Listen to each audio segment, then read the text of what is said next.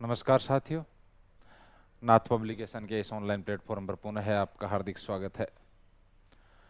जो अपनी current affairs की क्लासेस चल रही थी, आज अपनी जो क्लास है वो एक नए टॉपिक पर आधारित है। एक बड़ा इंपॉर्टेंट टॉपिक है, कि याद करने वाला टॉपिक है। एक एक ये इंटरेस्टिंग टॉपिक भी लगता है, ये सम्मेलन, कार्यक्रम, मेले, महोत्सव, ऑपरेशन युद्धाभ्यास। क्योंकि कुछ टॉपिक ऐसे होते हैं, जैसे खेल खिलाड़ी वाला टॉपिक होता है, तो एक बड़े स्तर का जो खेल होता है वहां तक अपने ये चीज़ होती है कि अपन उसको अच्छी तरीके से याद करते हैं, याद भी हो जाती हैं वो चीज़ें। जैसे मान लो कि 38वां राष्ट्रीय खेल है, फिर बाद में आपके खेलो इंडिया गेम्स के अंदर, चाहे वो पैरा गेम्स हो, यूथ गेम्स हो, इस टाइप के जो भी आपके गेम्स होते हैं, तो उसमें जहाँ तक एक बड़े स्तर पर ज़्यादा चीज़ें एक गेम्स के अंदर हैं, इम्पोर्टेंट है, फैक्ट ज़्यादा हैं, तो वो चीज़ें आसान होती हैं। लेकिन फिर वही अपन जैसे पढ़ा था पीछे वाली क्लास में कि वूसू, और उसमें फिर बाद में वही सीनियर, जूनियर, सब जूनियर कैटेगरी, फिर वो नेशनल लेवल की हो गई, फिर स्टेट लेवल की हो गई, तो ये चीज़ें फिर बाद में थोड़ी सी हार्ड लगती हैं। लेकिन ये जो टॉपिक है ना, ये हकीकत में इस टाइप का टॉपिक है कि ये आसान से जल्दी से याद हो जाता है ये। लेकिन एक चीज़ याद ये रखना कि ज़्यादा जो अपने सेकंड ग्रेड में है, चाहे पीछे वाला आप पेपर उठा के देखोगे, तो उसके अंदर अपने क्या है कि जैसे योजना वाला पार्ट है वो बड़ा इंपॉर्टेंट है अपने लिए, खेल खिलाड़ी वाला और पुरस्कार, ये तीन टॉपिक बहुत ज़्यादा इंपॉर्टेंट है अपने लिए, ठीक है ना। इसके बाद में बजट पड़ता है, इंपॉर्टेंट है तो। और यहाँ से भी 1% आने की संभावना पूरी पूरी है, हो सकता है कि 2% तक पहुँच जाए, लेकिन एक तो पक्का ही मानो आप, इसलिए इस चीज़ को अपन छोड़ नहीं सकते। और एग्जामिनर उसका भी कोई ये है नहीं, जैसे पीछे वाली एग्ज़ाम हो रही है ना, उनमें कोई किसी सिलेबस का कोई ऐसे वो है नहीं कि भाई, अब हालांकि ये ज़रूर थोड़ा सा आइडिया हो गया है कि आरपीएस से यदि कोई पेपर ले रही है तो वो फिर बाद में ये मानो कि जनवरी के बाद का करंट अफेयर्स ही पूछेगी।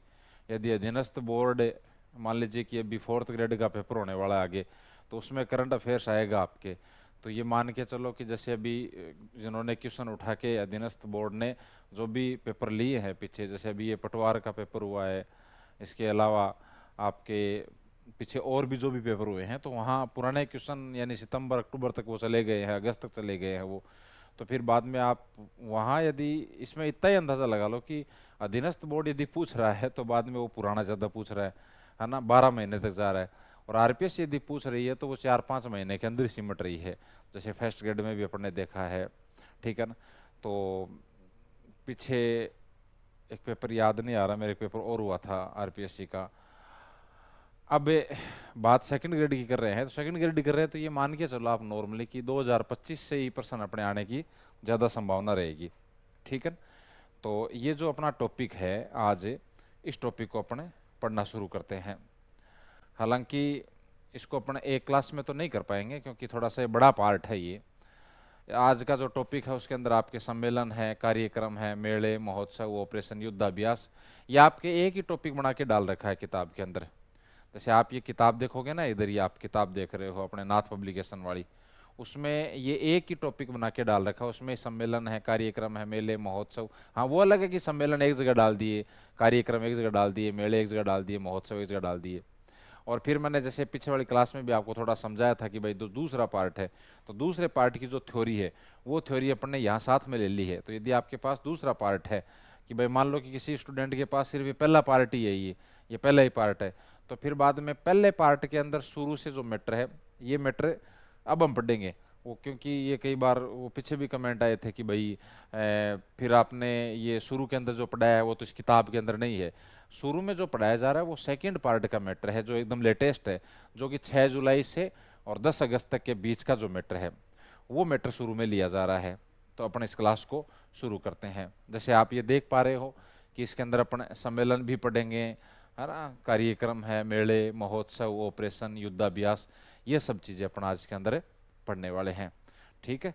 तो शुरू करते हैं अपन। सबसे पहले एक आपको महोत्सव दे रखा है, जैसे यहाँ पे ये देखिए क्या लिखा हुआ है, गौरी महोत्सव। गौरी महोत्सव ये क्यों इम्पोर्टेंट है ये, है ना, ये एकदम लेटेस्ट है। ये जैसे देख रहे होंगे आप, 1 से 7 अगस्त, है ना, यहाँ तक का मैटर लिया गया है, इसमें 10 अगस्त तक का मैटर। तो गौरी महोत्सव, गौरी महोत्सव क्यों अभी चर्चा में है, तो उसका कारण है कि नई दिल्ली के अंदर India International Centre art gallery, इसमें भील जनजाति संस्कृति के ऊपर एक फोटो प्रदर्शनी के माध्यम से एक व्यापक राष्ट्रीय दर्शकों के सामने इस गौरी महोत्सव को प्रस्तुत किया गया था। यानी ये जो महोत्सव है जिसका नाम क्या है, गौरी महोत्सव, इस गौरी महोत्सव का संबंध पहली बात तो किस जनजाति से है, तो वो भील जनजाति से संबंधित है। और भील जनजाति का जो कल्चर है वो इस महोत्सव के माध्यम से प्रदर्शित किया जाता है। और नई दिल्ली के अंदर एक प्रदर्शनी आयोजित की गई थी, और वो प्रदर्शनी आयोजित कहाँ की गई, India International Centre of Art Gallery. इस India International Centre Art of Gallery जो कहाँ पर है, दिल्ली के अंदर, इसके अंदर इस गौरी महोत्सव को प्रदर्शित किया गया, दर्शकों के सामने एक राष्ट्रीय स्तर पर इसको प्रदर्शित किया गया था, इसको प्रस्तुत किया गया था। इसलिए ये इंपॉर्टेंट, क्योंकि ये क्वेश्चन जैसे कैसे बनेगा, ये क्वेश्चन इस तरह से बनेगा कि हाल ही में नई दिल्ली स्थित India International Centre of Art gallery में भील जनजाति संस्कृति पर एक फोटो प्रदर्शनी के माध्यम से, या यहाँ पे ये भी नहीं दे के ऑप्शन ये भी दे सकते हैं कि कौन सा महोत्सव है, उस महोत्सव को और दर्शकों के सामने प्रस्तुत किया गया था, तो वो है गौरी महोत्सव। तो ये थोड़ा सा याद रखना है, इस गौरी महोत्सव पर जो प्रदर्शनी दर्शकों के सामने प्रस्तुत की गई है वो दिल्ली के अंदर प्रस्तुत की गई है। और दिल्ली के अंदर इसका मतलब राजस्थान से बाहर गई है। राजस्थान से बाहर गई है तो आप थोड़ा सा अंदाजा लगा सकते हो कि ये एक नेशनल लेवल पर इसको दर्शकों के सामने प्रस्तुत किया गया है। या फिर क्योंकि भील जनजाति सिर्फ अपने राजस्थान में नहीं है, राजस्थान से लगते एमपी में भी भील जनजाति खूब है, और आगे भी और अन्य जो स्टेट हैं वहाँ भील जनजाति आपको मिल जाएगी। उसके बाद है स्तनपान सप्ताह है। ये इस टाइप के जो प्रश्न है, सप्ताह है, पखवाड़ा है, इस टाइप के प्रश्न भी खूब पूछे जाते हैं एग्जामों के अंदर। स्तनपान सप्ताह है, तो ये तो आप आइडिया भी लगा सकते हो कि इसका संबंध किस विभाग से हो सकता है, तो इसका संबंध है राजस्थान के चिकित्सा एवं स्वास्थ्य विभाग। और ये सप्ताह है, इसका मतलब ये 7 दिन का है अभियान, और ये 1 से 7 अगस्त 2025 तक इस सप्ताह का आयोजन किया गया था। यदि सीधा सीधा प्रश्न पूछेगा आगे वाला पूछने वाला कि स्तनपान जो सप्ताह है उसका आयोजन कब किया गया, तो 1 से 7 अगस्त 2025 तक इसका आयोजन किया गया है।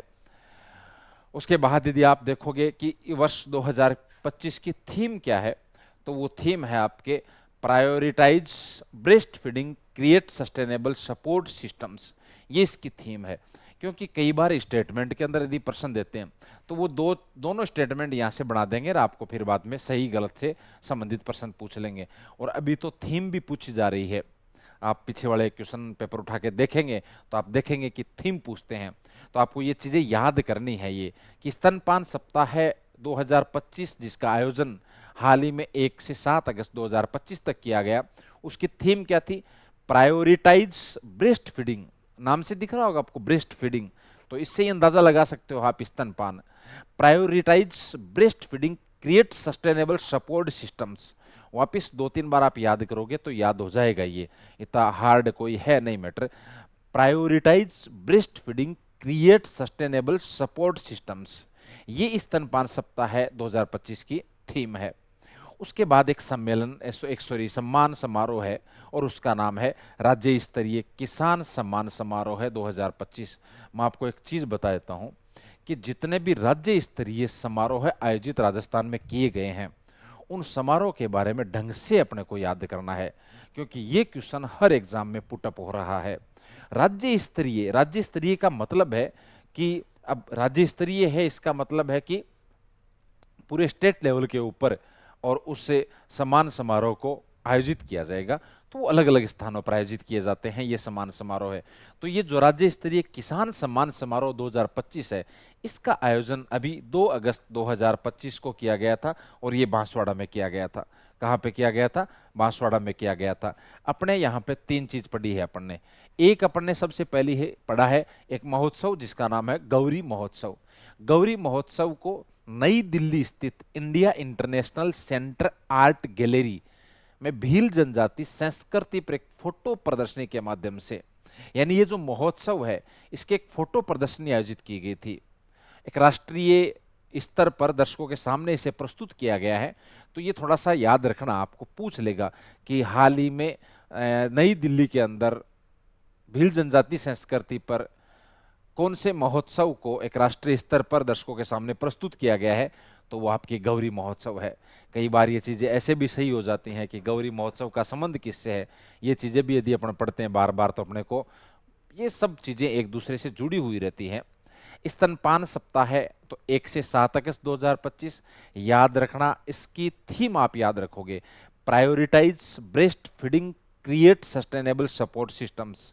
और जो राज्य स्तरीय किसान सम्मान समारोह 2025 का आयोजन किया गया है, जो कि 2 अगस्त 2025 को आयोजित किया गया था, और इसका आयोजन बांसवाड़ा के अंदर किया गया है। यहाँ इनसे संबंधित आगे हम प्रश्न भी जब भी अपने को टाइम मिलेगा कोशिश करेंगे, अपन क्वेश्चनों के माध्यम से भी इसको सोल्व करेंगे अपन। उसके बाद में है मेघ उत्सव 2025। मेघ उत्सव 2025 2 से 3 अगस्त 2025 तक जयपुर में जवाहर कला के अंदर, सब जानते होंगे एक तैयारी करने वाला स्टूडेंट की जवाहर कला के अंदर कहाँ है, तो जयपुर के अंदर है। उसमें डेल्फिक काउंसिल ऑफ राजस्थान, ये चीजें एक एक याद करने वाली हैं। यहाँ 2 दिवसीय साफ ही दिख रहा है, 2 और 3 अगस्त है, तो 2 दिवसीय है मेघ उत्सव का आयोजन किया गया। ये क्वेश्चन अभी पीछे शायद पटवार के अंदर आया था मेघ उत्सव वाला, मेरे जहां तक आइडिया है। हालांकि अगस्त का है, एग्जाम कब हो रही है वो एक अलग चीज है, लेकिन आने वाले महोत्सव भी आपको साइट के ऊपर मिलते हैं 12 महीने के। आप उस चीज को करंट से ना जोड़कर, चाहे आप उसको जियोग्राफी में, जैसे एक आपके टॉपिक है पर्यटन टूरिज्म वाला, तो जब आप टूरिज्म वाला टॉपिक पढ़ोगे तो जो पर्यटन विभाग की साइट है उसके ऊपर आप जाओगे तो वहां पर सारे के सारे आपको उत्सव देखने को मिलेंगे, महोत्सव देखने को मिलेंगे, मेले देखने को मिलेंगे। वो मेले की लिस्ट है वो, तो उसके अकॉर्डिंग भी वो प्रश्न पूछा जा सकता है। जरूरी नहीं है कि वो करंट के हिसाब से ही प्रश्न पूछा गया हो। ये पूछा गया है ठीक है, लेकिन अपने को थोड़ा सा करंट के हिसाब से भी ये चीजें याद रहती हैं, क्योंकि अपन महोत्सव याद करते हैं। जैसे ये तीज महोत्सव है, क्या आप जब भी इसको आप पर्यटन वाला टॉपिक पढ़ते हो तो नहीं पढ़ते क्या कि ये कहाँ आयोजित किया जाता है, तो तीज किस, तो ये जयपुर, ठीक है ना। तो सेम वही चीजें हैं ये, तो कुछ चीजें ऐसी होती हैं अपन उसको करंट से जोड़ लेते हैं, ठीक है। ये क्वेश्चन पूछा गया है अभी मेघ उत्सव 2025। अब उस हिसाब से तो अपन ये सोचते हैं कि भाई ये तो 2 अगस्त का पेपर तो 17 अगस्त का था और ये 2 अगस्त का प्रश्न आ गया, तो ऐसे कैसे, नहीं, उस हिसाब से प्रश्न पूछा जा सकता है। तो 2 से 3 अगस्त 2025 तक किसका आयोजन किया गया था, मेघ उत्सव का आयोजन किया गया था। कहाँ, जयपुर में जवाहर कला के अंदर। जवाहर कला के अंदर सब जानते हैं, प्रश्न पूछ लिया जाएगा जवाहर कला के अंदर कहाँ है, जयपुर के अंदर है। वहां पर 2 से 3 अगस्त 2025 तक मेघ उत्सव का आयोजन किया गया। आयोजन करवाने वाला कौन है उसको आपको याद रखना, डेल्फिक काउंसिल ऑफ राजस्थान।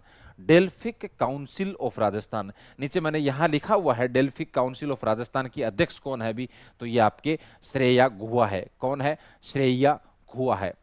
इस उत्सव का यानी मेघ उत्सव का आयोजन संस्कृति मंत्रालय, भारत सरकार, भारत सरकार का जो संस्कृति मंत्रालय है, ठीक है ना, और उसका उत्तरी सांस्कृतिक केंद्र है पटियाला के अंदर, एक तो ये, और एक पश्चिमी क्षेत्र सांस्कृतिक केंद्र आप सब जानते हैं ये राजस्थान के अंदर उदयपुर के अंदर है।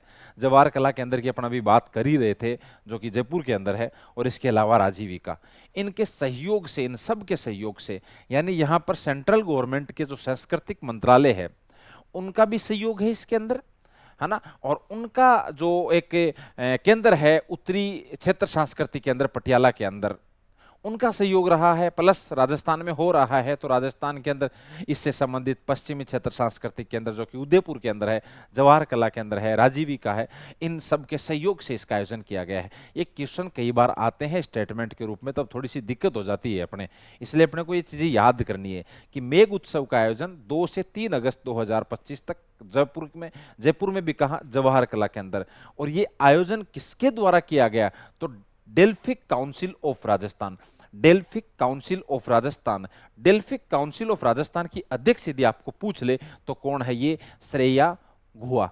श्रेया घुआ कौन है, श्रेया घुआ है, ठीक है ना। और इस उत्सव का जो आयोजन किया गया है इसमें किस किस का सहयोग रहा है, तो भारत सरकार का संस्कृति मंत्रालय है, उसका फिर बाद में एक केंद्र है जिसका नाम है उत्तरी क्षेत्र सांस्कृतिक केंद्र जो कि पटियाला के अंदर है। राजस्थान के अंदर कौन कौन से केंद्र हो गए, पश्चिमी क्षेत्र सांस्कृतिक केंद्र उदयपुर हो गया, जवाहर कला केंद्र हो गया, राजीविका हो गया, इनके सहयोग से इनका आयोजन किया गया है। फिर जैसे अपन एक महोत्सव की बात कर रहे थे, तीज महोत्सव 2025, ये 27 से 28 जुलाई 2025 को जयपुर में आयोजित किया गया था। तो अपन ने यहां तक अभी तक 5 पॉइंट पढ़ लिए हैं। गौरी महोत्सव, इसका आयोजन दिल्ली के अंदर किया गया, इसका संबंध भील जनजाति से है। स्तनपान सप्ताह है 1 से 7 अगस्त 2025 तक, इसकी थीम है prioritise breastfeeding create sustainable support systems. राज्य स्तरीय किसान सम्मान समारोह का आयोजन कहां किया गया, तो बांसवाड़ा के अंदर किया गया। मेघ उत्सव का आयोजन जवाहर कला के अंदर जयपुर में किया गया डेल्फिक काउंसिल ऑफ राजस्थान के द्वारा, और इसमें जो संस्कृति मंत्रालय, भारत सरकार का जो संस्कृति मंत्रालय, उसका उत्तरी क्षेत्र सांस्कृतिक केंद्र जो कि पटियाला के अंदर है, उदयपुर स्थित पश्चिमी क्षेत्र सांस्कृतिक केंद्र है, जयपुर स्थित जवाहर कला केंद्र है और आजीविका है। इन सब के सहयोग से इस मेघ उत्सव का आयोजन किया गया। यदि आपको डेल्फिक काउंसिल ऑफ राजस्थान की अध्यक्ष पूछ ले तो वो है श्रेया गुहा। तीज महोत्सव का आयोजन जयपुर में किया गया 27 व 28 जुलाई 2025 को। आगे जो एक मिशन है जिसका नाम है ओबीआई लॉस। लॉस का नाम देखते ही कि इसका मतलब कहीं ना कहीं इसमें कमी की जाएगी, और कमी किस में की जाएगी, तो मोटापे में। यानी मोटापे के खिलाफ राज्य सरकार द्वारा एक अभियान चला गया है, क्योंकि ये प्रश्न जब पूछा जाएगा कि मिशन ओबीआई लॉस का संबंध किससे है, तो मोटापे के खिलाफ, है ना, मोटापा कम करो भाई, उसके लिए क्या चलाया गया, मिशन ओबीआई लॉस। क्या चलाया गया, मिशन ओबीआई लॉस, कि मोटापा आपको कम करना है।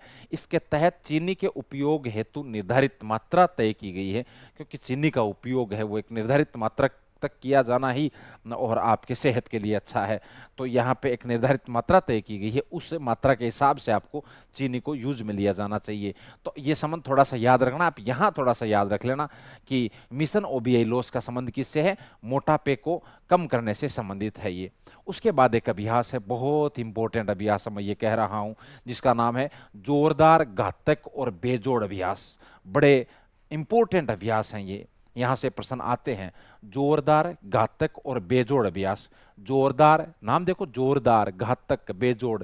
जोरदार, घातक और बेजोड़, एक ही अभ्यास का नाम है ये, जोरदार, घातक और बेजोड़ अभ्यास।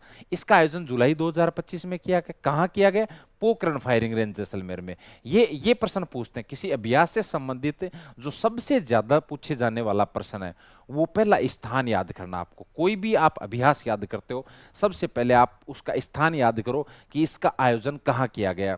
तो जोरदार, घातक और बेजोड़ अभ्यास 2025, इसका आयोजन पोखरण फायरिंग रेंज, जो कि आपके कहां पर है, जो कि आपके जैसलमेर के अंदर है, उसमें इसका आयोजन जुलाई 2025 में किया गया था। भारतीय सेना ने इसमें भाग लिया, और भारतीय सेना ने स्वदेशी 155 मिमी आर्टिलरी गन का सफल परीक्षण भी इसके अंदर किया गया था। भारतीय सेना ने एक स्वदेशी एक गन है जिसका नाम है 155 मिमी आर्टिलरी गन, उसका भी इन्होंने यहाँ पे परीक्षण किया है। और इस अभ्यास का नाम जैसे आ गया कि जोरदार, घातक और बेजोड़ अभ्यास। तो पहला जो प्रश्न होगा वो ये हो सकता है कि जोरदार, घातक और बेजोड़ अभ्यास का आयोजन राजस्थान में कहाँ आयोजित किया गया, पोखरण फायरिंग रेंज जैसलमेर के अंदर आयोजित किया गया था। ये कब, जुलाई 2025 के अंदर। यह भी पूछा जा सकता है कि कौन से अभ्यास के अंदर भारतीय सेना ने अपने स्वदेशी 155 मिमी आर्टिलरी गन का सफल परीक्षण किया, तो यह भी पूछा जा सकता है। स्टेटमेंट के रूप में भी इसको दिया जा सकता है, स्वदेशी 155 मिलीमीटर आर्टिलरी गन। उसके बाद में जैसे एक पॉइंट मैंने ऐसे नोट के रूप में लिखा हुआ है कि भाई जनवरी 2025 में यही पोखरण के अंदर भारत ने अपनी तीसरी पीढ़ी की एंटी टेक गाइडेड मिसाइल नाग का भी सफल परीक्षण किया था। तो ये आगे हालांकि पीछे अलग से भी दे रखा है, आप इस ऊपर वाले चीज को याद कर लेना एक बार। जोरदार, घातक और बेजोड़ अभ्यास का आयोजन कहां किया गया, पोखरण फायरिंग रेंज के अंदर। मिशन ओबीआई लॉस का संबंध किससे है, मोटापे के खिलाफ है ये। आगे वाले इंपॉर्टेंट है, नेह निमंत्रण, बड़ा इंपॉर्टेंट है ये, मान लो आप। नेह निमंत्रण। जोधपुर रेंज के 8 जिलों में नशे की रोकथाम के उद्देश्य से नेह निमंत्रण नामक एक ऑपरेशन चलाया गया। ये ऑपरेशन है नेह निमंत्रण। तो पहले प्रश्न तो यही पूछ लिया जाएगा कि कौन से पुलिस रेंज के द्वारा इस नेह निमंत्रण ऑपरेशन का आयोजन किया गया, तो वो है आपके जोधपुर पुलिस रेंज। कौन सी? Jodhpur police range. कितने जिलों में चलाया गया? ये 8 जिलों में चलाया गया था। इसके तहत किया क्या किया गया है कि यदि कोई आयोजक अपने समारोह के निमंत्रण पर नशा मुक्त आयोजन प्रिंट करवाता है तो फिर प्रिंटिंग प्रेस में उसे छूट दी जाएगी इस जोधपुर पुलिस रेंज की तरफ से। ठीक है ना? तो ये थोड़ा सा याद रखना, बहुत ज़्यादा इंपॉर्टेंट है। ये एक तरह से नेह निमंत्रण है, ये आपके नशा मुक्ति अभियान को बढ़ावा देने से संबंधित एक ऑपरेशन है ये, है ना? तो ये थोड़ा सा याद रखना। नेह निमंत्रण जो ऑपरेशन है वो चलाया जोधपुर पुलिस रेंज के द्वारा चलाया गया। ये 8 जिलों के अंदर, जोधपुर पुलिस रेंज के तहत आने वाले 8 जिलों के अंदर ये अभियान चलाया गया है, ये ऑपरेशन चलाया गया है, जिसका नाम क्या है? नेह निमंत्रण ऑपरेशन। इसका संबंध किससे है? तो इसका संबंध है आपके किससे? तो इसका संबंध है आपके नशा मुक्ति अभियान से संबंधित है। ये चाहते हैं कि मतलब जो क्षेत्र है वो ये आपका नशा मुक्ति के अंदर और इसका योगदान रहे। इसलिए ये कह रहे हैं कि जब भी कोई प्रोग्राम कोई आयोजित करता है, शादी ब्याह किसी भी टाइप का यदि प्रोग्राम आयोजित किया जाता है किसी के द्वारा, तो वो सीधी सी बात है कार्ड छपवाएगा। कार्ड छपवाने के लिए वो प्रिंटिंग प्रेस में जाएगा। तो वो ये कह रहे हैं कि जो वो कार्ड छपवा रहे हैं, जो आप वो निमंत्रण, नाम देखिए यहाँ पर निमंत्रण, जो आप निमंत्रण पत्र छपवा रहे हैं, जो ब्याह शादियों में जीमड़े जानते हो तो आपके घर पे निमंत्रण पत्र आता है, उस पर यदि आप क्या लिखवाते हो? नशा मुक्ति आयोजन। यदि ये आप लिखवाते हो नशा मुक्त आयोजन, यदि ये आप प्रिंट करवाते हो, तो फिर बाद में आपको और विशेष छूट दी जाएगी प्रिंटिंग प्रेस में। क्लियर मेरी बात? इसलिए जोधपुर पुलिस रेंज के अंदर आने वाले जो भी 8 जिले हैं वो छूट प्राप्त कर सकते हैं। ठीक है ना? यदि आप क्लास को देख रहे हैं तो। अब एक अभियान है हरियालो राजस्थान अभियान। इस अभियान के बारे में हालांकि आगे बहुत ज़्यादा दे रखा है, वहाँ अपन पढ़ेंगे, लेकिन एक बार अपन थोड़ा सा यहाँ पर इतना याद रख लेते हैं, ये थोड़ा सा लेटेस्ट है उस हिसाब से है ये। और हरियालो राजस्थान अभियान के अंदर बहुत सारी चीज़ें हैं वो अपने आगे दे रखी हैं। एक बात थोड़ा सा इतना याद रखो कि अभी हाल फिलहाल में हरियालो राजस्थान अभियान के तहत उदयपुर जिला है, ये शीर्ष पर है। इतना एक बार याद रख लेना। लास्ट पायदान पर है वो खैरतल तिजारा है। ठीक है? अब आप आगे जाओ। अब है आपके एक और अभ्यास जिसका नाम क्या है? बोल्ड कुरुक्षेत्र अभ्यास 2025। बोल्ड कुरुक्षेत्र अभ्यास 2025। अभी थोड़ी देर पहले हमने क्या पढ़ा था? जोरदार, घातक और बेजोड़ अभ्यास। वो कहां आयोजित किया गया था? तो वो आपके पोखरण फायरिंग रेंज जैसलमेर के अंदर आयोजित किया गया था। अभी एक और अभ्यास है, उसका नाम है बोल्ड कुरुक्षेत्र अभ्यास। क्या? बोल्ड कुरुक्षेत्र अभ्यास। भारत और सिंगापुर के बीच ये प्रश्न भी पूछा जाता है कि ये किस किस के सेनाओं के बीच इस अभ्यास का आयोजन किया गया। तो भारत और सिंगापुर संयुक्त सैन्य अभ्यास है ये। ठीक है ना? उसका 14वां संस्करण, 27 जुलाई से 7 अगस्त 2025 तक जोधपुर में आयोजित किया गया। इसमें भारतीय सेना की मशीनरी से लैस पैदल सेना ने भाग लिया था, जिसका नाम है मैकेनाइज्ड इन्फेंट्री रेजिमेंट। तो बोल्ड कुरुक्षेत्र अभ्यास, एक तो ये एक संयुक्त सैन्य अभ्यास है। कौन कौन से देशों का है? तो भारत और सिंगापुर। भारत सिंगापुर संयुक्त सैन्य अभ्यास है, उसका कौन सा संस्करण है? ये 14वां संस्करण है। ये डेट भी साथ साथ में याद रख लिया करो, पूछ लेंगे। 27 जुलाई से 4 अगस्त 2025 तक। बड़ा जो इंपॉर्टेंट, सबसे ज्यादा जो इंपॉर्टेंट लाइन है वो कहाँ आयोजित किया गया?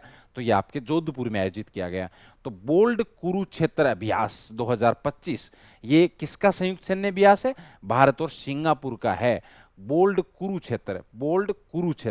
इसमें भारतीय सेना की जो मशीनरी से लेस पैदल सेना है, जिसका नाम क्या है? मैकेनाइज्ड इन्फेंट्री रेजिमेंट, उसने भी भाग लिया है। ये स्टेटमेंट के रूप में दे देंगे। यहाँ पे ये भी पूछ सकते हैं कि कौन सी पैदल सेना ने भाग लिया था इसके अंदर, बोल्ड कुरुक्षेत्र अभ्यास के अंदर। तो जिसका नाम क्या है? Mechanised infantry regiment. क्लियर मेरी बात? अब आपके आगे चलता है एक अभियान, हम अभी उसके बारे में चर्चा करेंगे यहाँ पर।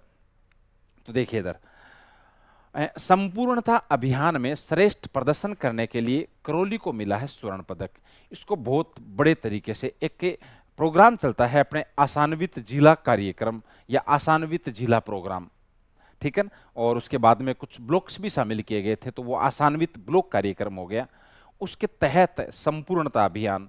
तो यहाँ पे देखिए है क्या चीज है, पहले इस मैटर को समझिए आप, कि देश में क्षेत्रीय विषमताएं दूर कर पिछड़े जिलों को विकास की मुख्य धारा में जोड़ने के लिए जनवरी 2018 में एक कार्यक्रम चलाया गया, उसका नाम है आसान्वित जिला कार्यक्रम।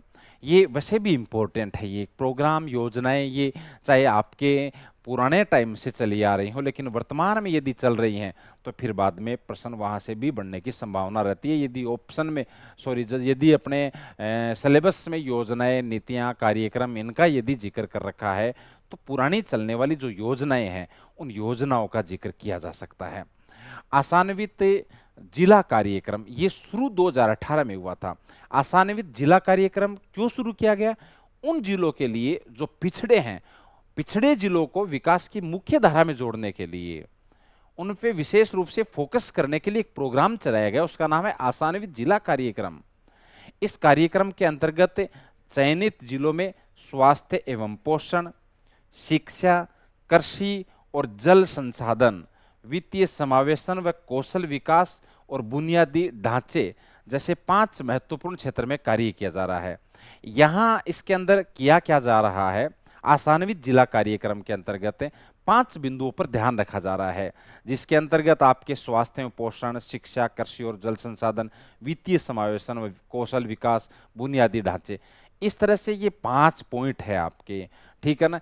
तो इनके ऊपर, और ये जो पिछड़े जिले हैं, इन क्षेत्रों में पिछड़े जिले हैं, स्वास्थ्य और पोषण में, शिक्षा, कृषि और जल संसाधन, वित्तीय समावेशन व कौशल विकास और बुनियादी ढांचे, यहां इन क्षेत्रों के अंदर यदि कोई जिला पिछड़ा हुआ है, विकास की दृष्टि से पिछड़ा हुआ है, यदि विकास किसको बोलते हैं अपन, डेवलपमेंट किसको बोलते हैं?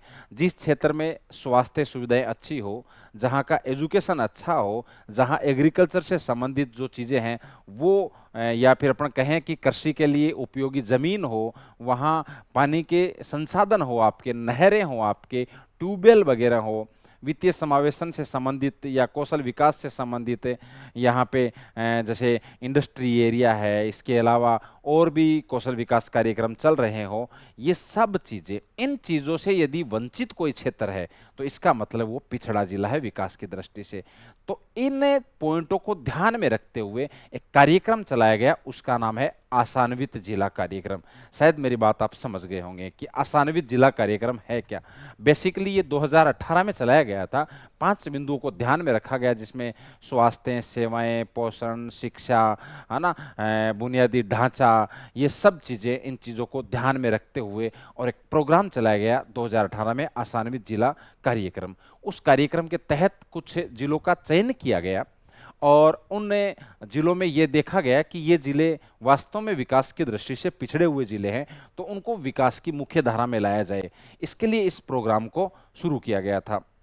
इसमें राजस्थान के 5 जिले शुरू किए गए थे, 5 जिले शामिल किए गए थे। एक तो बारां है, एक जैसलमेर है, एक धौलपुर है, एक करौली है और एक सिरोही है। जब आप यदि इस प्रोग्राम को ढंग से पढ़ते हो, यदि आपके सिलेबस में है, तो आप पूरी चीजें पढ़ते हो वहां पर कि वो कौन से जिले हैं, जहां पर राजस्थान के वो कौन से जिले हैं जिन्हें आसान्वित जिला कार्यक्रम के तहत उसको चयनित किया गया है। तो वो 5 जिले हैं अपने। तो इन चीजों को याद रखना है आपको कि आसान्वित जिला कार्यक्रम के अंतर्गत राजस्थान के 5 जिले शामिल हैं। कौन कौन से हैं? 12। और ये वो जिले हैं जो ऊपर हमने 5 पॉइंट देखे हैं उनके हिसाब से, और वो विकास की दृष्टि से पिछड़े हुए जिले हैं। 12 हो गया आपका, उसके बाद जैसलमेर हो गया, धौलपुर हो गया, पास में करौली हो गया, सिरोही हो गया। इन 5 जिलों को शामिल कर लिया गया। कौन कौन से हो गए? 12, जैसलमेर, धौलपुर, करौली, सिरोही। वापिस याद करो, 12 जैसलमेर, धौलपुर, करौली, सिरोही। 12 जैसलमेर, धौलपुर, करौली, सिरोही, ये 5 जिले यहाँ पे आपके शामिल किए गए थे। बाद में वर्ष, ये बात 2018 की है, बाद में वर्ष 2023 में क्या चालू किया गया? आसान्वित ब्लॉक कार्यक्रम शुरू किया गया। इसमें राजस्थान के 27 ब्लॉक शामिल किए गए थे। मेरा कहने का मतलब ये है कि एक चीज तो क्या है, एक तो है आपके आसान्वित जिला कार्यक्रम, आसान्वित जिला कार्यक्रम। इसमें राजस्थान के कितने जिले हैं? 5 जिले हैं। और एक है आसान्वित ब्लॉक कार्यक्रम, इसमें राजस्थान के कितने ब्लॉक शामिल हैं? 27 ब्लॉक। ब्लॉक समझते हो ना, पंचायत समितियां। अब क्या होता है, ये चीजें तो पुरानी हैं अब तक, लेकिन उन्हीं चीजों के हिसाब से एक अभियान चलाया गया जुलाई 2025 में। संपूर्णता अभियान के अंतर्गत मुख्यमंत्री भजनलाल शर्मा ने नीति आयोग द्वारा स्थापित 6 प्रमुख संकेतकों के आधार पर करौली को स्वर्ण पदक दिया, और बाकी के जो 4 जिले बच गए उनको मिला कांस्य पदक। समझ गए मेरी बात? ये कि यहां पर उन्हीं जिलों को शामिल किया गया है, उन्हीं ब्लॉक्स को शामिल किया गया है जो आसान्वित जिला कार्यक्रम में या आसान्वित जिला ब्लॉक में शामिल हैं। और वो जो जिले या ब्लॉक्स हैं उनको यहां पर सम्मानित किया गया है किस अभियान के तहत? संपूर्णता अभियान के तहत। और इस अभियान के तहत किसके द्वारा? नीति आयोग के द्वारा 6 संकेत, 6 इंडिकेशन दिए गए हैं, और वो जो 6 संकेतक हैं उनके आधार पर करौली को क्या मिला है? गोल्ड मेडल मिला है, स्वर्ण पदक मिला है। बाकी जो 4 बच गए, 12 है, जैसलमेर है, धौलपुर है, सिरोही है, उन 4 जिलों को क्या मिला? ब्रोंज मेडल यानी कांस्य पदक मिला है। तो ये प्रश्न पूछा जा सकता है कि संपूर्णता अभियान के तहत आसान्वित कार्यक्रम या आसान्वित जिला कार्यक्रम में जो 5 आपके चयनित जिले हैं उनमें किस जिले को हाल ही में स्वर्ण पदक मिला है? तो वो आपका कौन सा हो गया? वो आपका करौली हो गया। हो सकता है कि इनमें ही 4 आपके ऑप्शन में मिल जाएं, आपको सिरोही ऑप्शन में मिल जाए, आपको जैसलमेर ऑप्शन में मिल जाए, आपको धौलपुर ऑप्शन में मिल जाए, लेकिन आपको कौन सा छांटना है? आपको छांटना है कौन सा? करौली।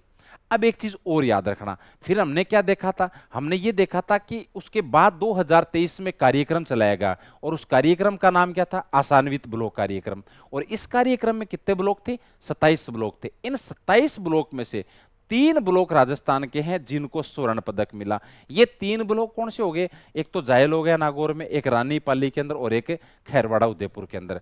वापिस आपको इन स्वर्ण पदक से संबंधित एक तो आपको जिला याद करना है, और 3 आपको ब्लॉक याद करने पड़े। संपूर्णता अभियान के तहत आसान्वित जिला कार्यक्रम के अंतर्गत जो राजस्थान के 5 चयनित जिले थे उनमें से एक जिला, और वो जिला कौन सा आपका? वो जिला आपका है करौली। और उस करौली जिले को तो क्या मिला है? स्वर्ण पदक। और फिर बाद में जो आपकी ये 27 ब्लॉक हैं जो आसान्वित ब्लॉक कार्यक्रम के अंतर्गत, उसमें से 3 ब्लॉक ऐसे हैं जिनको इस संपूर्णता अभियान के तहत क्या मिले हैं? स्वर्ण पदक मिले हैं। वो 3 कौन से? एक नागौर का ब्लॉक है जायल, एक है पाली का रानी, और एक है खैरवाड़ा उदयपुर। जायल, रानी, खैरवाड़ा, जायल, रानी, खैरवाड़ा, जायल, रानी, खैरवाड़ा, जायल, रानी, खैरवाड़ा, करौली, जायल, रानी, खैरवाड़ा। याद रह जाएगा। उसके बाद में है आपके वन महोत्सव। क्या? वन महोत्सव। एक मिनट। वन महोत्सव। वन महोत्सव का आयोजन कहाँ किया गया हाल ही में? तो जुलाई 2025 में एक पेड़ मां के नाम जो अभियान के बारे में अपन आगे पढ़ेंगे, यहाँ पर मुकुंदरा हिल्स राष्ट्रीय उद्यान में लोकसभा अध्यक्ष ओम बिरला द्वारा कोटा में वन महोत्सव का शुभारंभ किया गया। तो ये प्रश्न पूछ लिया जाएगा, हाल ही में वन महोत्सव का आयोजन कहाँ किया गया? तो कोटा के अंदर, जो आपके मुकुंदरा हिल्स राष्ट्रीय उद्यान के बारे में सब जानते हैं। या आजकल ये प्रश्न पूछते हैं, ये इसका उद्घाटन किसने किया? तो ओम बिरला के बारे में जानते होंगे, लोकसभा अध्यक्ष हैं, उन्होंने इसे और महोत्सव का उद्घाटन किया था। उसके बाद में एक अभियान है तंबाकू मुक्त युवा अभियान। इसको एक बार छोड़ दो, अपन उधर पढ़ेंगे, ठीक है ना? ये थोड़ा सा आपके पुराना अपडेट है। यहाँ आ जाओ आप, नरेगा आखर अभियान, बहुत इंपॉर्टेंट मैं ये कह रहा हूँ। नरेगा आखर अभियान, नरेगा आखर अभियान, ये एक जिला प्रशासन जिसका नाम है जयपुर जिला प्रशासन, जयपुर जिला प्रशासन के द्वारा चलाया गया। तो पहला प्रश्न तो यही पूछ लिया जाएगा कि भाई नरेगा आखर अभियान है वो कौन सी जिला प्रशासन के द्वारा चलाया जाएगा? तो वो कौन सा है आपके? वो आपके है जयपुर जिला प्रशासन। इसके अंदर है क्या कि ग्रामीण क्षेत्रों में जो महिला मेट क्या है? महिला मेट तो आपके जो नरेगा चलती है उसके अंदर जो आपके सबसे हेड होता है आपका, वो मेट कहलाता है। और उनमें से महिला मेट यदि है, महिला मेट भी होती हैं, ठीक है ना। तो महिला मेट के माध्यम से नरेगा श्रमिकों को साक्षर करने के लिए चलाया गया अभियान है। यानी मेट हाजिरी लेने के अलावा साथ साथ में और क्या करेगा, इन महिलाओं को इन नरेगा श्रमिकों को साक्षर भी करेगा, इनको पढ़ाएगा भी, ठीक है ना, इनको उनके साइन करने सिखाएगा, इनको थोड़ा बहुत अक्षर ज्ञान करवाएंगे। वो है नरेगा आखर। आखर क्या है? आखर अक्षर है, अक्षर से बना है आखर, है ना। तो नरेगा यानी नरेगा के अंदर अक्षर ज्ञान, नरेगा के अंदर अक्षर ज्ञान। तो आपको याद रखना है जयपुर जिला प्रशासन। नरेगा आखर अभियान कौन सी जिला प्रशासन के द्वारा चलाया गया? तो जयपुर जिला प्रशासन के द्वारा चलाया गया था ये, ठीक है ना। जिसमें जो महिला मेट है वो क्या करेंगी, नरेगा श्रमिक है उनको पढ़ाएंगे, ठीक है ना, मेट पढ़ाएंगे। एक मेट अपने राजस्थान में पीछे खूब फेमस हुए हैं ना। तो आगे देखो, स्टॉप डायरिया अभियान, एक अभियान है जिसका नाम क्या है, स्टॉप डायरिया अभियान, है ना। डायरिया समझते होंगे आप, दस्त, है ना। तो स्टॉप डायरिया अभियान भाई, इसका मतलब क्या हो गया, स्टॉप यानी रोकना, डायरिया मतलब दस्त, यानी दस्त को रोकने से संबंधित अभियान है ये, ठीक है ना। तो पूरे राज्य में दस्त रोग की रोकथाम और उचित प्रबंधन को सुनिश्चित करने के उद्देश्य से 1 जुलाई से 15 अगस्त, ये डेट याद रख लेना आप कि भाई, अब मैं कह रहा हूं आपको, जितने भी आपके ये अभियान वगैरह हैं, आपके सप्ताह हैं, पखवाड़ा है, यदि इनको आपके 1 महीने, 1.5 महीने, 7 दिन, 15 दिन, इनके लिए यदि अभियान चलाया जा रहा है तो उनकी तारीख आपको याद करनी पड़ेगी। जैसे स्तनपान सप्ताह याद है क्या? बताओ, अभी शुरू में पढ़ा था भाई, बहुत पीछे चला गया, बताओ पढ़ा क्या? स्तनपान सप्ताह तो 1 से 7 अगस्त 2025 तक स्तनपान सप्ताह आयोजित किया गया था। तो वैसे ही आपको ये पूछ ले कि स्टॉप डायरिया अभियान ये कब चलाया गया? 1 जुलाई से 15 अगस्त 2025 तक, है ना। जुलाई के अंदर गर्मी पड़ती है ना, गर्मी में दस्त लगते हैं, हाँ, ऐसे याद कर लेना, जुलाई के अंदर है और 15 अगस्त तक, है ना, 15 अगस्त तक, है ना। 1 जुलाई से तो लगभग 1.5 महीना हो गया ना, 1 जुलाई, पूरी जुलाई चली गई, 15 अगस्त, अगस्त के 15 दिन, 45 दिन हो गए। तो 1 जुलाई से 15 अगस्त 2025 तक कौन सा अभियान चलाया गया? तो वो चलाया गया स्टॉप डायरिया अभियान। तो स्टॉप डायरिया का मतलब यानी इसमें किस बात पे फोकस किया गया? दस्त की रोकथाम पे बात की गई है। इसकी जो थीम है, उस थीम, मैं कह रहा हूं ना, ये जो अभियान, सप्ताह, पखवाड़ा है, इनकी थीम जरूर याद कर लेना। इसकी थीम क्या है? डायरिया की रोकथाम, सफाई और ओआरएस से रखिए अपना ध्यान। अब कई बार क्या होता है, अपन ये सोचते हैं कि भाई हाँ डायरिया है तो पकड़ लेंगे, नहीं, अगला डायरिया दे देगा लेकिन आगे चेंज कर देगा ये, है ना। तो इतना तो वो भी ऐसे नहीं है। यदि आरपीएससी आजकल ऐसे वो चीजें छोड़ दी आरपीएससी ने, है ना, वो ये डायरिया डायरिया डायरिया 4 ऑप्शनों में दे देंगे, वो कुछ भी कर देंगे, आगे चेंज कर देंगे, वो इधर डायरिया डायरिया दे देंगे आपको, चिंता मत करो आप। तो डायरिया की रोकथाम, डायरिया की रोकथाम, सफाई और ओआरएस, ओआरएस जानते हो, ओआरएस का गोली पीते हो उस टाइम। तो डायरिया की रोकथाम, सफाई और ओआरएस से रखिए अपना ध्यान। वापिस याद करो, डायरिया की रोकथाम, सफाई और ओआरएस से रखिए अपना ध्यान। 5 वर्ष से छोटे बच्चों को प्रति बच्चा 2 ओआरएस पैकेट और 14 दिन की जिंक की खुराक, 14 दिन की जिंक की खुराक प्रदान की जा रही है इस अभियान के तहत, ठीक है। तो ये भी थोड़ा सा आप याद रख लेना, ये हाल ही में एकदम करंट सा ही है ये भाई। इसमें ये हो सकता है कि ये पूछ लें कि स्टॉप डायरिया अभियान के अंदर कितनी आयु तक के बच्चों को शामिल किया गया है? तो 5 वर्ष तक के बच्चों को शामिल किया गया है। जो 5 वर्ष से छोटे बच्चे हैं उनको प्रति बच्चे 2 ओआरएस का पैकेट और 14 दिन की जिंक की खुराक इसके अंदर प्रदान की गई इस अभियान के तहत। तो स्टॉप डायरिया अभियान कब चलाया गया? पहली बात तो ये अब याद रह जाएगा आप, बस डायरिया यानी आपको क्या करना है, दस्त रोकना है उसकी। अब दस्त रोकने के लिए आप क्या करोगे, है ना, वो सारे उपाय इसके अंदर आ जाएंगे। चलाया कब गया? तो ये चलाया गया 1 जुलाई से 15 अगस्त 2025 तक, ठीक है।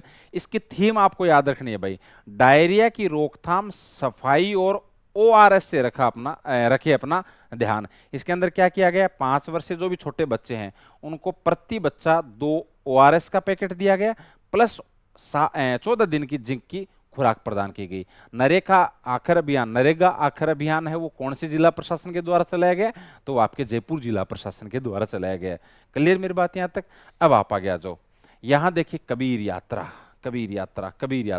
जापान के ओसाका एक्सपो में कबीर यात्रा का आयोजन, ये लगातार है, ये पॉइंट, ये डॉट हटा दो, का आयोजन किया गया। यही यात्रा जैसलमेर के सुप्रसिद्ध लोक और सूफी गायक शकूर खान ने स्वागत गीत पधारो महाराज देश से कार्यक्रम की शुरुआत की थी। तो इस कबीर यात्रा का आयोजन कहाँ किया गया? जापान में इसका आयोजन किया गया है। और ये जो कबीर यात्रा है, इस कबीर यात्रा की शुरुआत एक स्वागत गीत के साथ की गई थी, पधारो महाराज देश। और वो जो गीत है वो किसने गाया था? शकूर खान ने। किसने? शकूर खान ने। और शकूर खान कहाँ के रहने वाले हैं? अपने जैसलमेर के। उसके बाद में है टीबी मुक्त राजस्थान अभियान में राजस्थान का तीसरा स्थान है। ठीक है ना? टीबी, ये तो याद रख लेना आप, और ज्यादा कोई खास है नहीं कि टीबी मुक्त राजस्थान अभियान में राजस्थान का कौन सा स्थान है? तो तीसरा स्थान है। उसके बाद में आप आगे आ जाइए, सहकार और रोजगार उत्सव 2025। सहकार एवं रोजगार उत्सव 2025, ये बहुत ज्यादा इंपॉर्टेंट है, ये खूब चर्चा में रहा है पीछे ये। इसका आयोजन 17 जुलाई 2025 को दादिया जयपुर में किया गया था। सहकार एवं रोजगार उत्सव का आयोजन कहाँ किया गया? दादिया जयपुर, 17 जुलाई 2025। इसमें मुख्यमंत्री कौन थे? अमित शाह जी थे, जो अपने केंद्रीय गृह मंत्री हैं अमित शाह, वो इस सहकार और रोजगार उत्सव 2025 के मुख्य अतिथि थे। इस अवसर पर क्रांति 2.0 पीडीएस ऑनलाइन रजिस्ट्रेशन का भी शुभारंभ किया गया था।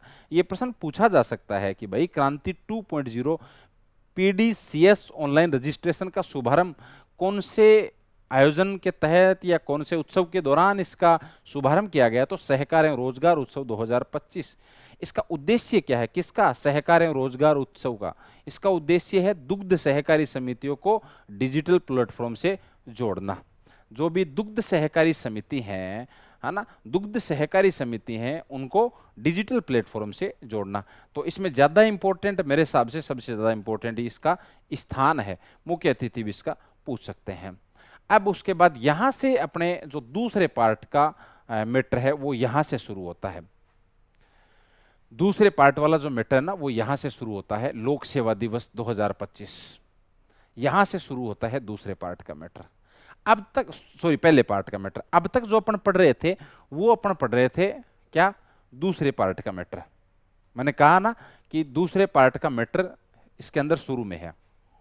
अब जैसे लोक सेवा दिवस 2025 जो कि 21 अप्रैल को मनाया जाता है, इस समारोह का आयोजन जयपुर में किया गया था, हरीश चंद्र माथुर राजस्थान राज्य लोक सेवा प्रशासन संस्थान में। एक चीज तो याद रखनी है आपको, इस दौरान मुख्यमंत्री भजनलाल शर्मा ने मुख्यमंत्री उत्कृष्टता पुरस्कार 2025 और राजस्थान संपर्क पोर्टल पुरस्कार से सम्मानित किया गया था। भाई पहला प्रश्न तो यही पूछ लेगा ना कि इस समारोह का आयोजन कहां किया गया? लोक सेवा दिवस 2025 से समारोह का आयोजन कहां किया गया? जयपुर के अंदर। और जयपुर में भी कहां? हरीश चंद्र माथुर राजस्थान राज्य लोक प्रशासन संस्थान ओटीएस के अंदर। और इस समारोह के दौरान दो प्रकार के पुरस्कार दिए गए। एक तो मुख्यमंत्री उत्कृष्टता पुरस्कार, मुख्यमंत्री उत्कृष्टता पुरस्कार, और एक राजस्थान संपर्क पोर्टल पुरस्कार। दो टाइप के यहां अवार्ड दिए गए, मुख्यमंत्री उत्कृष्टता पुरस्कार और राजस्थान संपर्क पोर्टल पुरस्कार। मुख्यमंत्री उत्कृष्टता पुरस्कार 2025 से किस किस को सम्मानित किया गया और राजस्थान संपर्क पोर्टल पुरस्कार 2025 से किस किस को सम्मानित किया गया? ये चीजें आपको याद रखनी है। मुख्यमंत्री उत्कृष्टता पुरस्कार की अपन बात करें तो एक तो उद्योग विभाग के प्रमुख शासन सचिव हैं जिनका नाम है अजिताभ शर्मा। याद रखना, पहले नाम याद रखो, आगे वाली चीजें बाद में अपन याद करेंगे। कि एक तो उद्योग विभाग के प्रमुख शासन सचिव है जिनका नाम क्या है? अजिताभ शर्मा।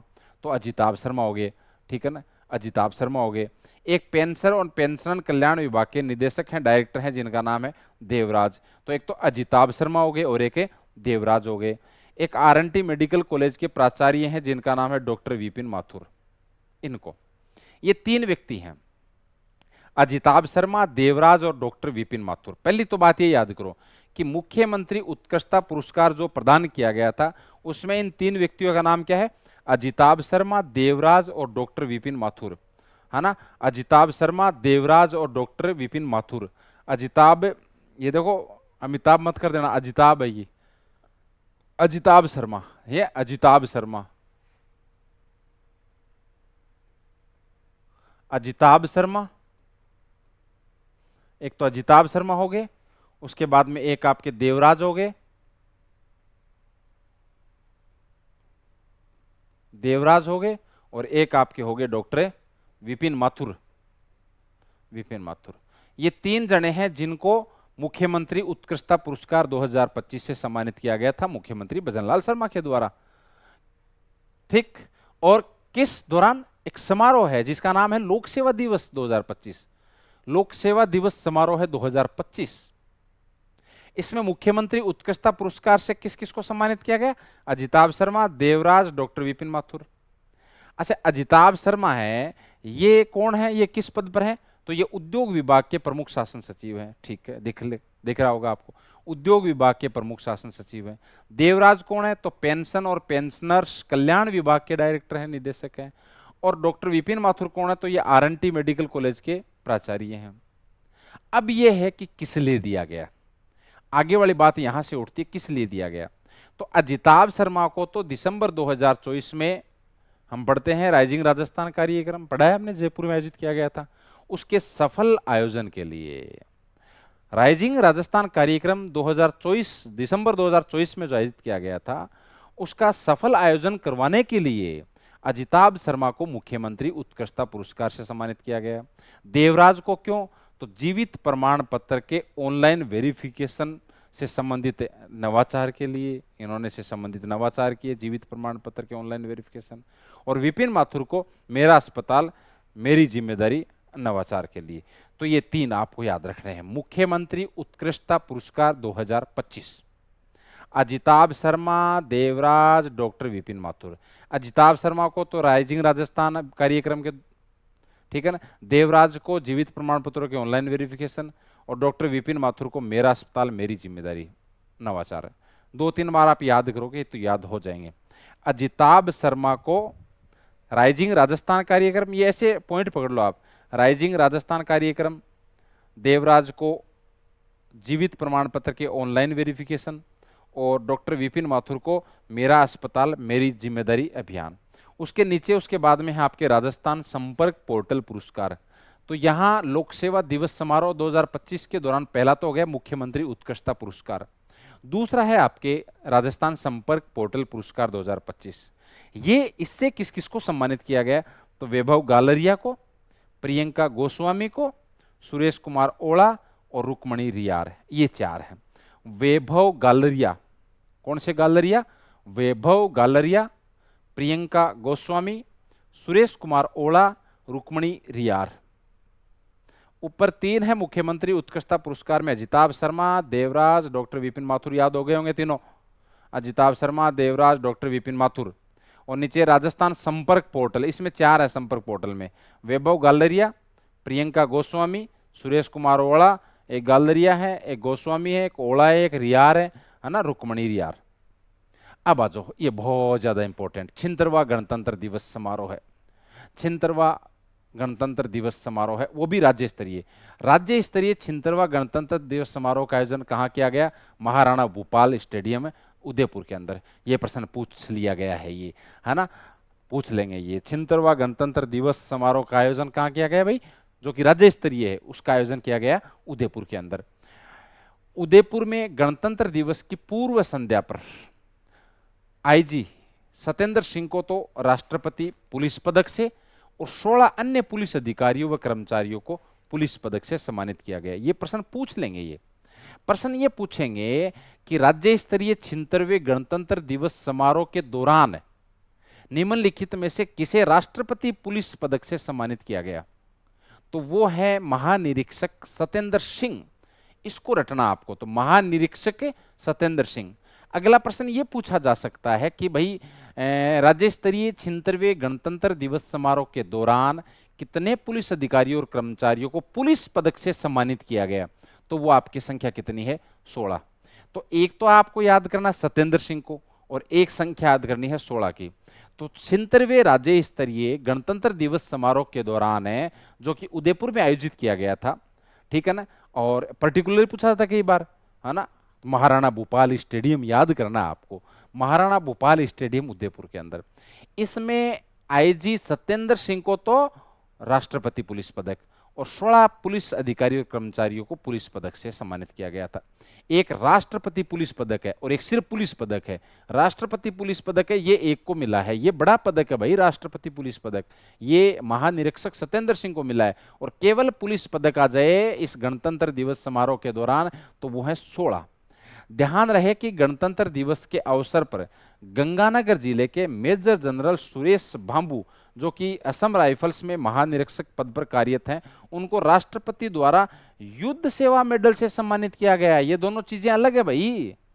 ये तो अपने यहाँ राजस्थान के अंदर जो राज्य स्तरीय समारोह आयोजित किया गया है, और ये आपके राष्ट्रीय स्तर का समारोह आयोजित किया गया है, नीचे वाला है ये, है ना। कौन है भाई? दोनों दो आदमी याद करने हैं आपको। एक तो सत्येंद्र सिंह, मेरी बात सुनो ध्यान से, एक तो सत्येंद्र सिंह, और एक कौन है? सुरेश भांबू, सुरेश भांबू, ठीक है। सत्येंद्र सिंह, सुरेश भांबू। सत्येंद्र सिंह भी महानिरीक्षक हैं, आईजी हैं ये अपने राजस्थान में, और ये भी आईजी हैं। ये असम राइफल्स के अंदर है, ये राजस्थान पुलिस के अंदर अपने यहाँ पे, ठीक है ना। तो यहाँ पे असम राइफल्स में जो महानिरीक्षक पद पर कार्यरत है सुरेश भांबू, इन सुरेश भांबू को तो राष्ट्रीय स्तर पर जो आपके गणतंत्र दिवस आयोजित किया गया है उस दौरान युद्ध सेवा मेडल दिया गया है। इनको तो क्या दिया गया है? युद्ध सेवा मेडल, युद्ध सेवा मेडल। और इनको क्या दिया गया है? इनको दिया गया है राष्ट्रपति पुलिस पदक, राष्ट्रपति पुलिस पदक। इन दोनों चीजों में फर्क है, थोड़ा याद रखना भाई, है ना।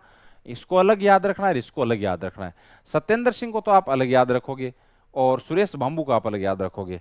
सत्येंद्र सिंह जो आईजी हैं, इनको तो यहाँ राजस्थान में जो राज्य स्तरीय गणतंत्र दिवस समारोह आयोजित किया गया उस दौरान है, और इनको यहाँ पर राष्ट्रपति पुलिस पदक से सम्मानित किया गया है। जबकि सुरेश भांबू को राष्ट्रीय स्तर पर दिल्ली के अंदर जो आपके गणतंत्र दिवस समारोह आयोजित किया गया है वहां पर राष्ट्रपति के द्वारा युद्ध सेवा मेडल के द्वारा सम्मानित किया गया है। अब ये दोनों चीजें मेरे हिसाब से आपके याद हो गई होंगी। आ गया जो राइजिंग राजस्थान पार्टनरशिप कॉन्क्लेव 2025। मैं ये कह रहा हूं इससे ज्यादा इंपॉर्टेंट करंट में पीछे वाले जो भी एग्जाम हुए हैं इससे ज्यादा इंपॉर्टेंट कोई चीज है नहीं सम्मेलनों के अंदर। राइजिंग राजस्थान पार्टनरशिप कॉन्क्लेव 2025, हालांकि अब तो आगे वाले की दिसंबर 2025 में आयोजित किया जा रहा है। अच्छा ये उसका ही लिखा हुआ है, सॉरी, नीचे वाला है आपके चॉइस। ये तो आज की न्यूज है, वैसे तो ये आज भी डाल रखा है इसके अंदर। देखो इधर 11 व 12 दिसंबर 2025 को जयपुर में राइजिंग राजस्थान पार्टनरशिप कॉन्क्लेव 2025 का आयोजन किया जाएगा। और 2024 वाला है rising Rajasthan global investment summit 2024, ये 9 से 11 दिसंबर 2024 को, और ये 11 से 22 दिसंबर 2025 को आयोजित किया जाएगा। जो 24 वाला है ये भी दिसंबर में आयोजित किया गया था। 24 वाला 9 से 11 दिसंबर था, ये आपके 11 से 22 दिसंबर है। दोनों जयपुर में आयोजित किए गए हैं, ठीक है ना। एक बार अपन ऊपर वाले पे बात कर लेते हैं थोड़ा सा, कि जो 2025 वाला राइजिंग राजस्थान पार्टनरशिप कॉन्क्लेव, थोड़ा याद रखना है, तो ये राइजिंग राजस्थान कार्यक्रम दोनों, ठीक है ना। ऊपर वाला पूरा नाम याद रखोगे, राइजिंग राजस्थान पार्टनरशिप कॉन्क्लेव 2025। इसका आयोजन 11 व 22 दिसंबर 2025, ठीक है, 11 व 22 दिसंबर 2025 का आयोजन किया जाएगा। इस समिट में देश विदेश के बिल्कुल निवेशक आएंगे, इन्वेस्टर आएंगे, ठीक है ना। Rising Rajasthan global investment summit 2024, जिसकी चर्चा अपन नीचे करेंगे यहाँ पर, जिसका आयोजन 9 से 11 दिसंबर 2024 को किया गया था, जिसका नाम क्या है? Rising Rajasthan global investment summit. उसके अंदर जो समझौते हुए थे, इसके अंदर जो एमओयू हुए थे, उनकी प्रगति का लेखा जोखा इस कार्यक्रम में प्रस्तुत किया जाएगा। कि भाई जो राइजिंग राजस्थान, अभी हम rising Rajasthan global investment summit के बारे में पढ़ेंगे अभी आगे, कि जो rising Rajasthan global investment summit 2024 जो कि आपके 9 से 11 दिसंबर 2024 को आयोजित किए गए थे, वहां पे जो भी एमओयू किए गए थे, जो भी समझौता ज्ञापनों पर हस्ताक्षर किए गए थे, उनकी प्रगति क्या रही, उसका पूरा लेखा जोखा इस यहां आयोजन के अंदर प्रस्तुत किया जाएगा, जिससे निवेशकों को प्रदेश में आई औद्योगिक और आर्थिक प्रगति की जानकारी मिलेगी। कि भाई जब यहां राइजिंग राजस्थान कार्यक्रम 2024 जो आयोजित किया गया था, वहां आपने जिन समझौता ज्ञापनों पर हस्ताक्षर किया है, क्या आपने उन समझौता ज्ञापनों के तहत पैसा खर्च किया है, आपकी प्रोग्रेस क्या है। तो उस लेखा जोखा को जब सामने प्रस्तुत किया जाएगा गवर्नमेंट के द्वारा, तो ही तो निवेशक क्या करेंगे, उसके अंदर इंटरेस्ट लेंगे। तो पहला पॉइंट इन्होंने यही रखा है कि दिसंबर 2025 में जो राइजिंग राजस्थान प्रोग्राम आयोजित किया जाएगा जयपुर के अंदर, तो आपने चॉइस के अंदर जो ये राइजिंग राजस्थान कार्यक्रम आयोजित किया गया, उसके दौरान जो भी आपने यहाँ पर एमओयूज किए हैं, वहां उनकी प्रोग्रेस यहां आप प्रस्तुत करेंगे, ताकि आपके निवेशक हैं वो आकर्षित हो इस चीज के दौरान। फिर बात अपन कर रहे हैं इसकी, rising Rajasthan global investment summit 2024, rising Rajasthan global investment summit 2024, ये 9 से 11 दिसंबर 2024 तक जयपुर में आयोजित किए गए थे। इसका उद्घाटन प्रधानमंत्री नरेंद्र मोदी ने 9 दिसंबर 2024 को किया था जयपुर प्रदर्शनी और कन्वेंशन सेंटर सीतापुरा के अंदर। 3 दिवसीय ये प्रोग्राम है जिसका नाम है rising Rajasthan global investment summit. 3 दिवस दिख रहा होगा आपको, 9, 10, 11, 3 दिन है। तो इसका उद्घाटन किया गया। एक चीज और याद रखना आप कि इसका उद्घाटन पूर्णतः सोलर ऊर्जा से संचालित था। इंपॉर्टेंट है ये स्टेटमेंट में आती हैं ये चीजें। ये पूर्ण रूप से सोलर ऊर्जा से संचालित ये आपके प्रोग्राम है। ये इसकी थीम क्या थी? रिप्लेट, रेस्पॉन्सिबल और ready. 3R, repellent, responsible, ready. Repellent, responsible, ready. Repellent, responsible, ready. इसकी नोडल संस्था कौन है? निवेश संवर्धन ब्यूरो यानी BIP। आयोजनकर्ता संस्था कौन सी है? उद्योग विभाग, निवेश संवर्धन ब्यूरो और रिको। रिको मतलब राजस्थान राज्य औद्योगिक विकास निगम। ये 3 इसके आयोजक संस्था हैं। उद्योग विभाग है, BIP यानी निवेश संवर्धन ब्यूरो है और रिको है। इन तीनों ने मिलकर इस आयोजन को किया था। इंडस्ट्री पार्टनर्स कौन है इसके अंदर? तो कॉन्फेडरेशन ऑफ इंडिया इंडस्ट्री यानी CII है। अब यहाँ पे जो 3 दिन हैं, उन 3 दिनों के अंदर हुआ क्या? तो 9 दिसंबर 2024 को तो उद्घाटन कार्यक्रम जो मोदी जी ने किया था। 10 दिसंबर 2024 को प्रवासी राजस्थान कॉन्क्लेव का आयोजन किया गया था और 11 दिसंबर 2024 को MSME कॉन्क्लेव। ये डेट याद रखनी है आपको। 9 दिसंबर को इसका उद्घाटन कार्यक्रम किया गया, 10 दिसंबर 2024 को प्रवासी राजस्थान कॉन्क्लेव का आयोजन किया गया और 11 दिसंबर 2024 को MSME कॉन्क्लेव। वापिस एक बार इस चीज को देखो आप कि जो राइजिंग राजस्थान है प्रोग्राम 2025 है, इसका नाम है राइजिंग राजस्थान पार्टनरशिप कॉन्क्लेव 2025, उसका आयोजन किया जाएगा 11 व 12 दिसंबर 2024 को जयपुर में ही। ठीक है, इसमें होगा क्या? जो rising Rajasthan global investment summit 2024 आयोजित किया गया था, उस दौरान जो MOUs हुए थे उनकी प्रोग्रेस देखी जाएगी इसके अंदर और उसको जो भी निवेशक यहां आएंगे उनके सामने इसको प्रस्तुत किया जाएगा। Rising Rajasthan global investment summit 2024 का आयोजन कब किया गया? 9 से 11 दिसंबर यानी 3 दिवसीय है। इसका उद्घाटन प्रधानमंत्री नरेंद्र मोदी ने किया था 9 दिसंबर को। 10 दिसंबर को प्रवासी राजस्थानी कॉन्क्लेव हुआ, ये डेट पूछ लेंगे, ये ध्यान रखना। ये 11 दिसंबर को आपके MSME कॉन्क्लेव हुए थे। ये एक याद ये रखनी है कि इसका जो उद्घाटन कार्यक्रम था 9 दिसंबर को जो हुआ था, ये पूर्ण रूप से सौर ऊर्जा से संचालित था। इसकी थीम बड़ी इंपॉर्टेंट है, मैं ये कह रहा हूं, बहुत ज्यादा इंपॉर्टेंट है। Repellent, responsible, ready. Repellent, responsible, ready. और इसकी नोडल संस्था है निवेश संवर्धन ब्यूरो। आगे आ जाओ, समिट का लक्ष्य क्या है? ये लाइनें इंपॉर्टेंट है। मैं कह रहा हूं राइजिंग राजस्थान इंपॉर्टेंट है, चाहे वो फिर आने वाला हो चाहे 24 में आयोजित किया जा चुका है वो हो। इस समिट का लक्ष्य है कि राजस्थान को आगामी 5 वर्षों में 350 बिलियन अमेरिकी डॉलर की अर्थव्यवस्था बनाना। यह प्रश्न तो आ चुका, यह प्रश्न आ चुका। 350 बिलियन डॉलर, 350 बिलियन अमेरिकी डॉलर, यह क्वेश्चन आ चुका। आगामी जो 5 वर्ष, उसमें राजस्थान की अर्थव्यवस्था को कितना बनाने का लक्ष्य रखा गया है? 350 बिलियन डॉलर, या आप ये कह सकते हो 350 बिलियन अमेरिकी डॉलर। ठीक, अब यहां से प्रश्न आया था, समिट में कुल 32 देशों ने भाग लिया था। यहां से क्वेश्चन आया था शायद लाइब्रेरी के अंदर, है ना? मैं कह रहा हूं ना, ये तो इंपॉर्टेंट है। ये यहां टोटल 32 देशों में भाग लिया था।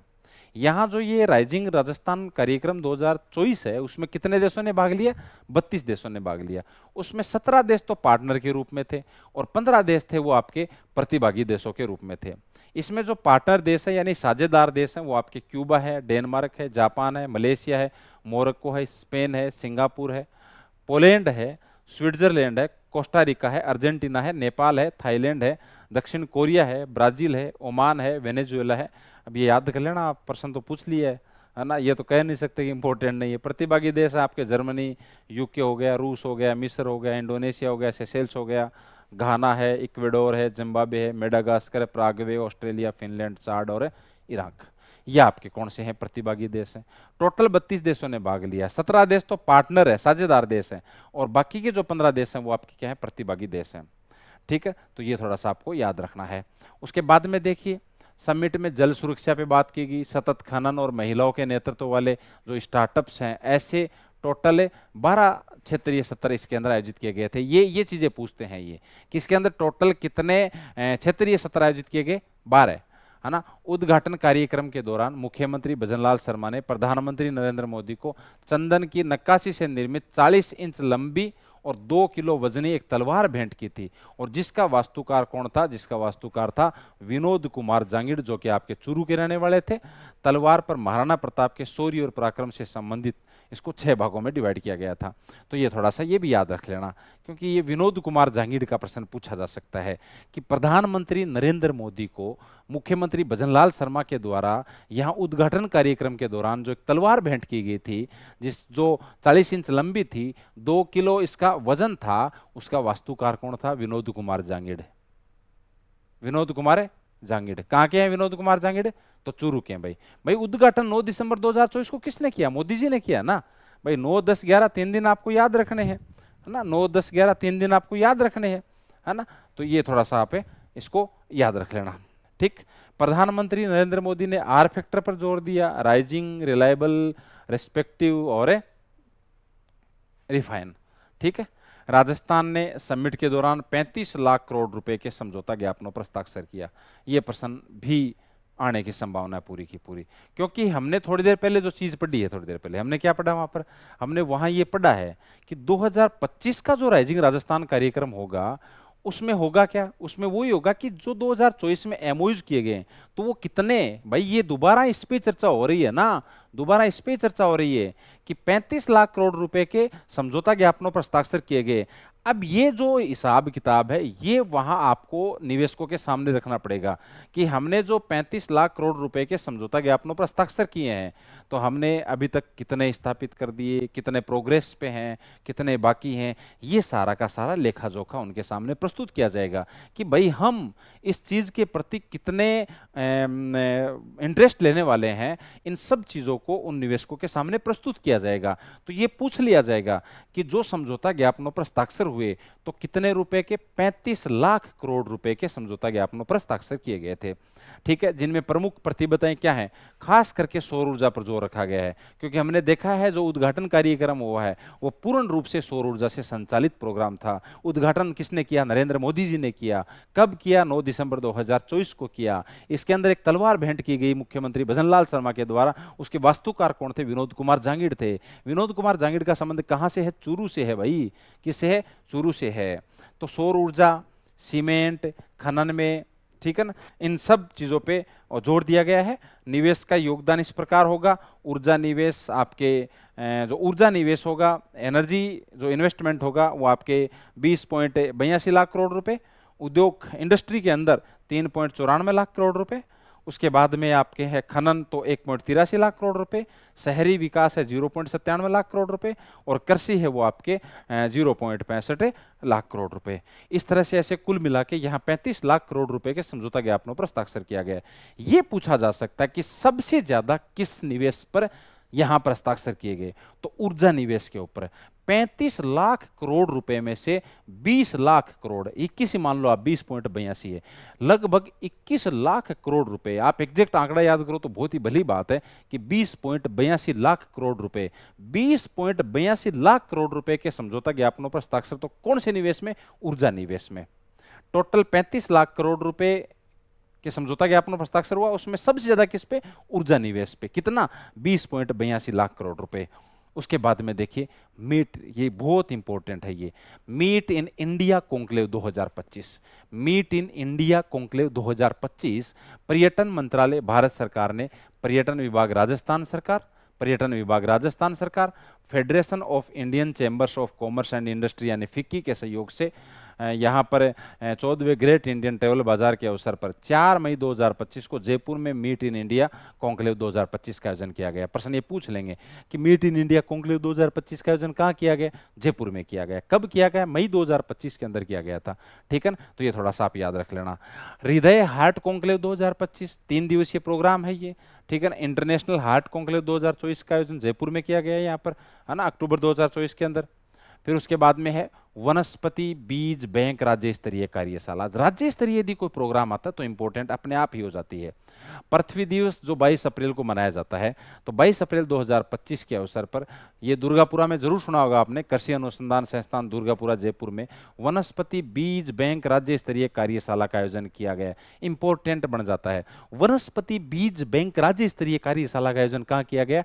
तो दुर्गापुरा कृषि अनुसंधान संस्थान दुर्गापुरा में वनस्पति बीज बैंक राज्य स्तरीय कार्यशाला का आयोजन किया गया। इस सम्मेलन के दौरान शिक्षा मंत्री, शिक्षा एवं पंचायती राज मंत्री मदन दिलावर के द्वारा राज्य के 150 पंचायत क्षेत्रों में वनस्पति बीज बैंकों की स्थापना की घोषणा की गई कि हम 150 वनस्पति बीज बैंक स्थापित करेंगे। इसमें राज्य के चारागाह विकसित होंगे। भाई बीज बैंक है तो वहां पे फिर बाद में चारागाह विकसित किए जाएंगे उस बीजों के माध्यम से।